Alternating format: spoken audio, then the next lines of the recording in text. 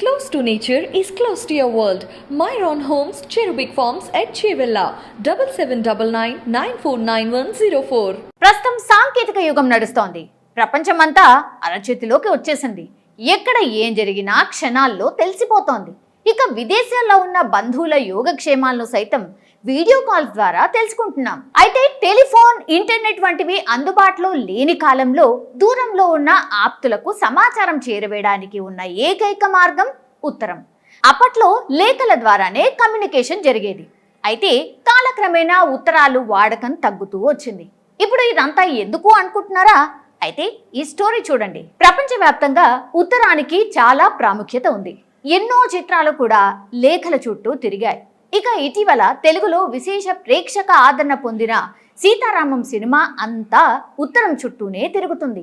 పాకిస్తాన్ జైల్లో ఉన్న hero lieutenant Ram హైదరాబాద్లోని సీతా మహాలక్ష్మికి రాసిన ఉత్తరం తిరిగి 20 ఏళ్ల తర్వాత ఆమెకు చేరుకుంటుంది. అయితే అది సినిమా. కానీ అచ్చం ఆ చిత్రం మాదిరిగానే 54 ఏళ్ల కిందట ఓ వ్యక్తి తన కుటుంబానికి ప్యారిస్ నుంచి రాసిన పోస్ట్ కార్డ్ 2023లో గమ్యస్థానానికి చేరుకుంది.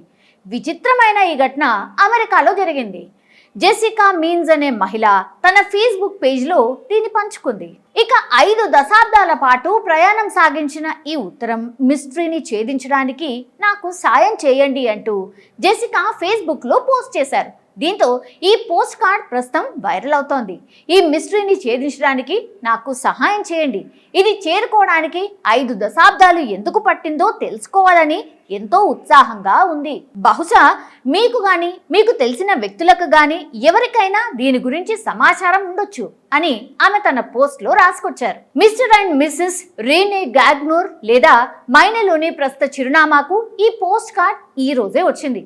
ఇది వాస్తవానికి 1969 మార్చి 15న ప్యారిస్ నుంచి పోస్ట్ చేశారు.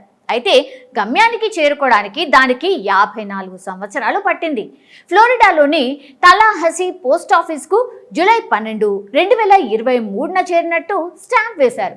కొత్త తపాలా స్టాంప్ ఉద్దేశపూర్వకంగా ఉంది కాబట్టి ఇది ప్యారిస్ నుంచి తలాహసీ, అక్కడి నుంచి మైనే వరకు ఎలా వచ్చింది అని జెసికా ఆశ్చర్యం వ్యక్తం చేశారు. ప్రియమైన కుటుంబ సభ్యులకు, మీరు ఈ ఉత్తరం అందుకునే సమయానికి నేను ఇంటికి చేరుకుంటాను.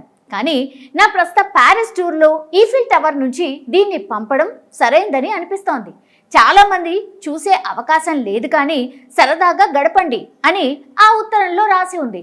తాజాగా షేర్ చేసిన ఈ పోస్ట్ సామాజిక మాధ్యమాల్లో చక్కర్లు కొడుతోంది. నెటిజన్లు లైకులు, ఫన్నీ, రకరకాల కామెంట్లు కూడా చేస్తున్నారు. ఇది అద్భుతమని, ఇదొక సినిమా కథ మాదిరి చివరికి గమ్యానికి చేరుకుందని హమ్మయ్య అంటున్నారు.